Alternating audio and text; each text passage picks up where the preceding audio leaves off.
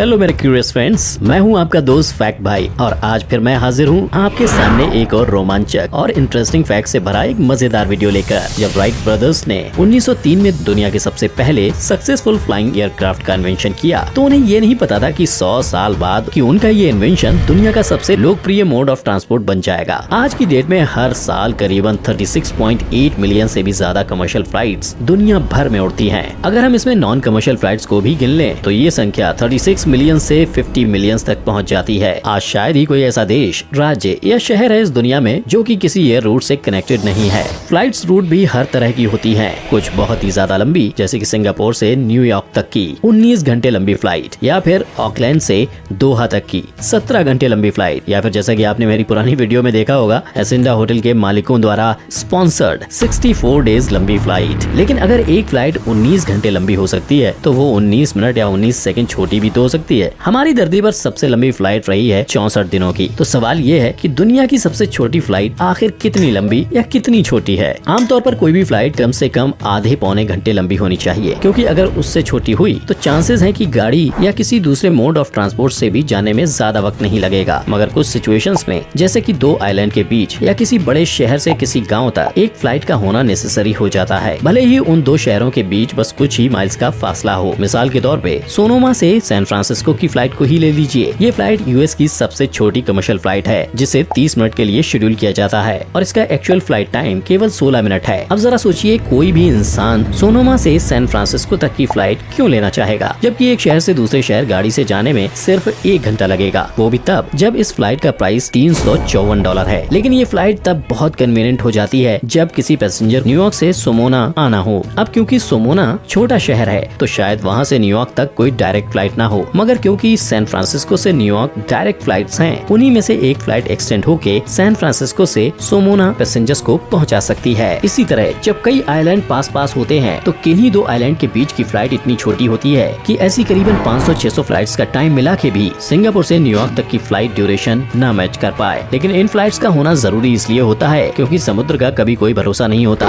कब भड़क जाए और बोट या शिप जैसे मोड ऑफ ट्रांसपोर्ट वहीं फुस हो जाए। जापान, इंडोनेशिया, मालदीव्स, स्कॉटलैंड जैसे आर्किपेलागो नेशंस में दुनिया की सबसे छोटी फ्लाइट ड्यूरेशन की फ्लाइट्स पाई जाती हैं। अब सवाल यह है कि इनमें से सबसे छोटी फ्लाइट कहाँ उड़ती है और कितनी देर के लिए उड़ती है और क्यों उड़ती है। इन सवालों के जवाब ढूंढने के लिए चलिए साथ चलते हैं स्कॉटलैंड की सैर करने। स्कॉटलैंड असल में एक पक्की जमीन पे स्थित नहीं बल्कि 790 आइलैंड में बिखरा हुआ है। ऑकने आइलैंड स्कॉटलैंड से कुछ 10 मील यानी 16 किलोमीटर की दूरी पर है। ये आर्किपेलागो करीबन 70 आइलैंड से बना है, जिनमें सिर्फ 26 में इंसानी आबादी मौजूद है। यहाँ का मौसम साल भर सौम्य और सुहाना रहता है और क्योंकि यहाँ की मिट्टी काफी ज्यादा फर्टाइल है, इस कारण ऑकने आइलैंड्स की 70% जमीन खेती बाड़ी के लिए इस्तेमाल होती है। अब जरा अपने दिमाग में वर्ल्ड मैप को खोलिए और उसमें स्कॉटलैंड को ढूंढिए। बहुत छोटा देश है ना। अब जरा सोचिए कि अगर इस छोटे से देश को भी आइलैंड में बांट दिया जाए, वो भी 2-3 नहीं बल्कि 790 आइलैंड्स, तो आखिर ये आइलैंड कितने छोटे होंगे। शायद यही कारण है कि आप नोटिस करेंगे कि किसी छोटे मोटे वर्ल्ड मैप में ऑकने आइलैंड या अन्य किसी स्कॉटिश आइलैंड के नाम का जिक्र भी नहीं मिलेगा। ऑकने आइलैंड इतने छोटे हैं कि ऑकने मेनलैंड, जो कि इस आर्किपेलागो का सबसे बड़ा आइलैंड है, को छोड़ के किसी भी आइलैंड पे आपको 1000 से ज्यादा लोग नहीं मिलेंगे। ऑकने मेनलैंड की आबादी करीबन 17,000 है और उसके बाद सबसे ज्यादा आबादी साउथ रोनाल्ड से की है, जो कि लगभग 900 है। और जितने छोटे ये आइलैंड खुद हैं, उससे भी छोटी है इन आइलैंड के बीच की दूरियां। किन्हीं भी दो आइलैंड के बीच की दूरी 30 मील यानी 50 किलोमीटर से ज्यादा नहीं है। अब आप खुद ही अनुमान लगा सकते हैं कि एक 50 किलोमीटर की दूरी को तय करने में एक एरोप्लेन को कितना कम समय लगेगा।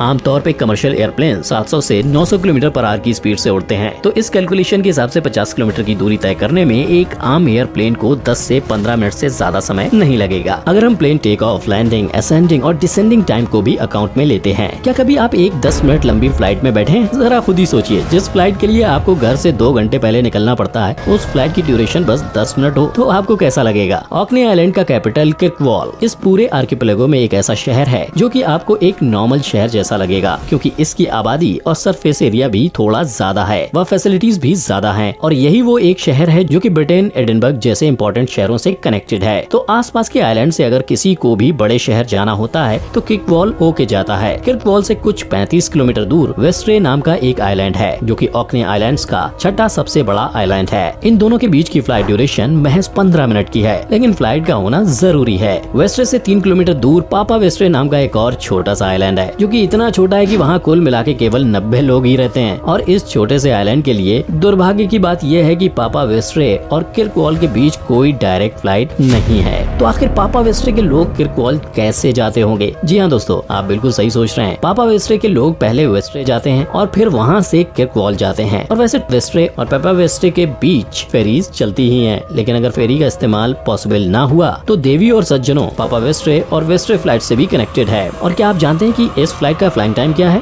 बस 53 सेकंड, 1 मिनट भी नहीं दोस्तों, 53 सेकंड, 53 सेकंड्स। और अगर विंड और वेदर कंडीशंस अच्छे रहे तो ये टाइम और कम होकर 47 सेकंड्स तक भी हो सकता है। ये फ्लाइट इतनी छोटी है कि इसका एग्जिस्ट करना भी मजाक लगता है, लेकिन ये फ्लाइट सबसे सेफ और सबसे फास्ट तरीका है पापा वेस्ट्रे से किर्कवॉल पहुंचने का, क्योंकि ये फ्लाइट 1 मिनट से भी कम चलती है। इसीलिए आमतौर पे वेस्ट्रे से किर्कवॉल जाने वाली फ्लाइट से कंबाइन कर दिया जाता है, ताकि लोगों को ऐसा भी ना लगे कि उनके पैसे वेस्ट हुए और वे जल्द से जल्द अपने डेस्टिनेशन तक, जो कि 99.99% किर्कवॉल ही होती है, पहुंच सके। आज की डेट में दुनिया की सबसे छोटी फ्लाइट, चाहे कमर्शियल हो या नॉन कमर्शियल, वेस्ट्रे से पापा वेस्ट्रे के बीच की ही है। इन दो आइलैंड के बीच की दूरी इतनी कम है कि इंसान चल के भी पूरी कर ले। अगर आज की डेट में एक 53 सेकंड लंबी फ्लाइट एग्जिस्ट करती है तो वो सिर्फ स्कॉटलैंड की ज्योग्राफी के कारण। क्या आप और कोई दो ऐसी जगहों के बारे में सोच सकते हैं जिनके बीच दूरी बहुत कम हो लेकिन फ्लाइट का होना जरूरी हो? मुझे कमेंट सेक्शन में जरूर बताइएगा। लेकिन दोस्तों, इस फैक्ट को जानने के बाद आपका तो पता नहीं, लेकिन मुझे एक बात जरूर समझ आ गई थी कि दुनिया में कोई भी चीज कभी यूजलेस नहीं होती है, क्योंकि अगर होती तो वो एग्जिस्ट नहीं करती, फिर चाहे वो 47 सेकंड लंबी एक फ्लाइट ही क्यों ना हो। बस यहीं तक का था हमारा आज का सफर। लेकिन आपके फैक्ट भाई के पास फैक्ट्स की कभी कमी नहीं होती, तो मैं फिर से लेकर आऊंगा आप लोगों के लिए एक और मजेदार, रोमांचक और फन फैक्ट्स भरा वीडियो बहुत ही जल्द। अगर आपको मेरा ये वीडियो पसंद आया तो इसको फटाफट लाइक कर दो, और अगर अब तक मेरे चैनल को सब्सक्राइब नहीं किया है तो शुभ काम में देरी कैसी, अभी सब्सक्राइब करो और नीचे दिए बेल आइकन को दबाओ ताकि आप कोई भी फैक्ट भाई वीडियो मिस ना करें। Thanks for watching.